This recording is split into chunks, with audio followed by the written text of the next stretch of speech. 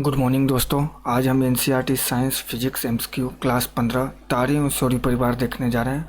Class 1 से लेकर 14 तक फिजिक्स का वीडियो अपलोड कर दिया गया है और एनसीईआरटी साइंस आपको बहुत ही सभी एग्ज़ाम गवर्नमेंट एग्ज़ाम में ये महत्वपूर्ण होता है, तो प्लीज़ आप देखिए और चैनल को ज़्यादा से ज़्यादा शेयर करिए और सब्सक्राइब करिए। तो चलिए देखते हैं ये टॉपिक। और ये क्लास 15 फिजिक्स एनसीईआरटी साइंस का लास्ट चैप्टर है, उसके बाद आपका केमिस्ट्री स्टार्ट होगा। तो चलिए देखते हैं। लेसन 15 तारे और सौर परिवार। क्वेश्चन नंबर फर्स्ट, निम्नलिखित कथनों पर विचार कीजिए, उपयुक्त में से कौन सा सत्य है? तो 2 और 3, पहला का बी होगा। 2, ग्रह प्रदीप्त नहीं होते तथा ये खगोलीय पिंड कहलाते हैं। तीसरा, ग्रह चंद्रमा तथा तारे इनसे संबंधित परिघटना के अध्ययन को खगोलिकी कहते हैं। व्याख्या देखते हैं। कथन 2 और 3 सही है। यह ग्रह प्रदीप्त नहीं होते और यह खगोलीय पिंड कहलाते हैं। खगोलीय पिंडों और उनसे संबंधित घटनाओं के अध्ययन को खगोलिकी कहा जाता है। कथन 1 सही नहीं है, क्योंकि प्रदीप्त पिंड जैसे तारे, चंद्रमा इत्यादि खगोलीय पिंड होते हैं। क्वेश्चन नंबर 2, निम्नलिखित कथनों पर विचार कीजिए, उपयुक्त में से कौन सा कथन सत्य है? तो न तो 1 सत्य है, न ही 2 सत्य है। तो चलिए इसकी व्याख्या देखते हैं। आप इस 1-2 को पढ़ लीजिएगा, जो इसका हम एक्सप्लेन कर देते हैं। चंद्रमा की आकृति में प्रतिदिन परिवर्तन होता है। वह दिन जब चंद्रमा की पूर्ण चक्रीय आकृति दिखाई देती है तो पूर्णिमा कहलाता है। इसके पश्चात प्रत्येक रात्रि को चंद्रमा का चमकीला भाग घटता चला जाता है और 15वें दिन चंद्रमा बिल्कुल भी दिखाई नहीं देता। वह दिन अमावस्या कहलाता है।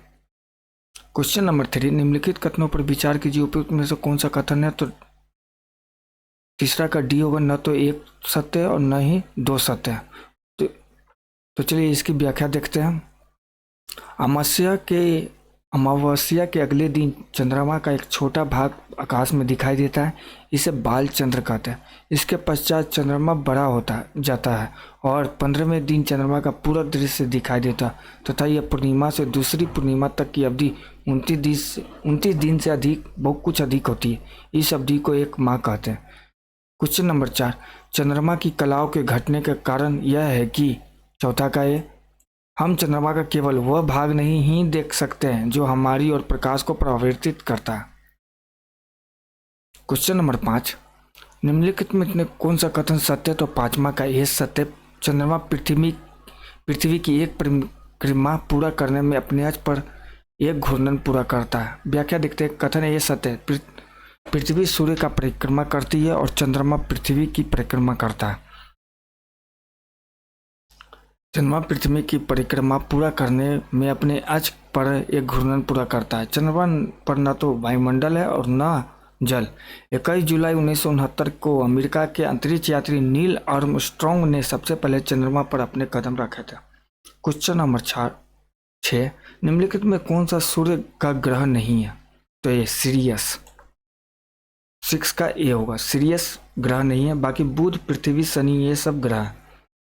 बुध, शनि तथा पृथ्वी ग्रह ये सूर्य के चारों ओर चक्कर लगाते रहते हैं, जबकि सीरियस आकाश में सबसे अधिक चमकीला तारा है जो ओरियन तारामंडल के निकट दिखाई देता है। क्वेश्चन नंबर 7, निम्नलिखित कथनों में से कौन सा कथन सत्य है? तो 7वां का बी होगा। केवल 2 सत्य है, 1 सत्य नहीं। सूर्य के पश्चात दूसरा पृथ्वी के निकटतम तारा प्रोक्सिमा सेंचुरी है। चलिए क्या व्याख्या देखते हैं। कथन 2 सही है। पृथ्वी से सूर्य की दूरी 15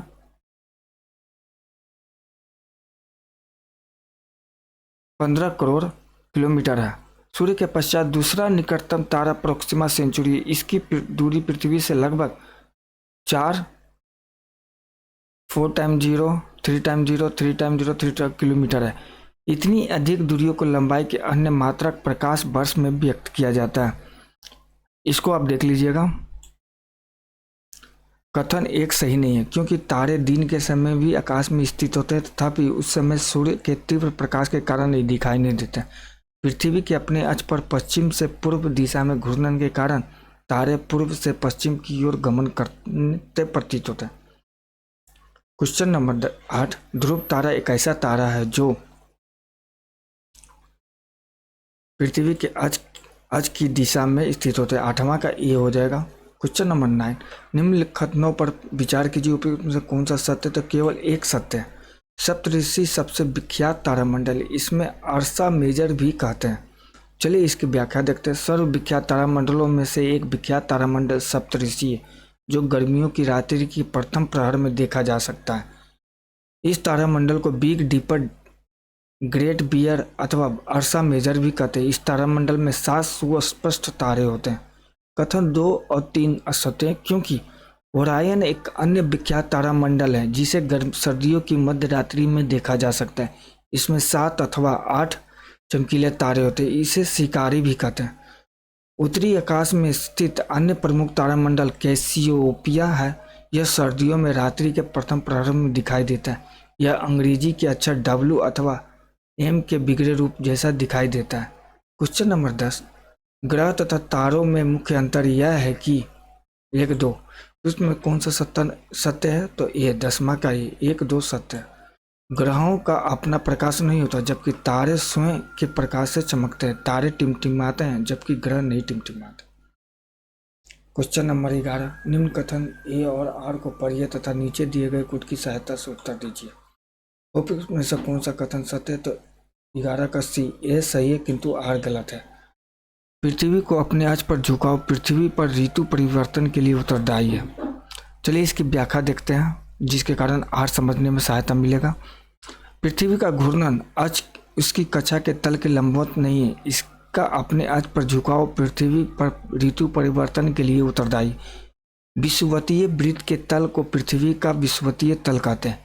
वह तल जिसमें पृथ्वी सूर्य की परिक्रमा करती है उसे कक्षीय तल कहते हैं। ये दोनों तल एक दूसरे से 23.5 डिग्री कोण पर झुके होते हैं। क्वेश्चन नंबर 12, निम्नलिखित कथनों पर विचार कीजिए, उपयुक्त में से कौन सा सत्य है? तो 12 का बी, केवल 2 सत्य। क्षुद्र ग्रह मंगल तथा बृहस्पति की कक्षाओं के बीच उपस्थित होते हैं। व्याख्या देखते हैं। कथन 2 सत्य है, क्योंकि मंगल तथा बृहस्पति की कक्षाओं के बीच काफी बड़ा अंतराल है। इस अंतराल को बहुत सारे ऐसे की छोटे छोटे पिंडों ने घेर रखा है। इन्हें क्षुद्र ग्रह कहते हैं। क्षुद्र ग्रहों को केवल बड़े दूरदर्शक द्वारा देखा जा सकता है। कथन 1 असत्य है, क्योंकि क्षुद्र ग्रह भी सूर्य की परिक्रमा करते हैं। क्वेश्चन नंबर 13, निम्नलिखित कथनों पर विचार कीजिए, उपयुक्त में से कौन सा सत्य है? तो 13 का डी होगा। 1, 2, 3 तीनों सत्य है। धूमकेतु परिवलीय कक्षाओं में सूर्य की परिक्रमा करते हैं। दूसरा, हेलिका धूमकेतु 76 वर्ष के अंतराल में दिखाई देता है। तीसरा, उल्का को शूटिंग स्टार या टूटता तारा भी कहते हैं। क्वेश्चन नंबर 14, निम्नलिखित में से कौन सा ग्रह भारत का प्रथम उपग्रह था? तो आर्यभट्ट। तो दोस्तों आज हमारे क्वेश्चन 1 से 15 तक आपका वीडियो अपलोड कर दिया गया फिजिक्स का, तो आप देख लीजिए। और ये सभी एग्ज़ाम में बहुत ही महत्वपूर्ण है। और कुछ भी अगर और भी कुछ पूछना हो, चाहे कुछ वीडियो को और भी अच्छा करना हो, तो प्लीज़ कमेंट करिए। और रसायन शास्त्र का हम कल से देखते हैं। तो थैंक यू।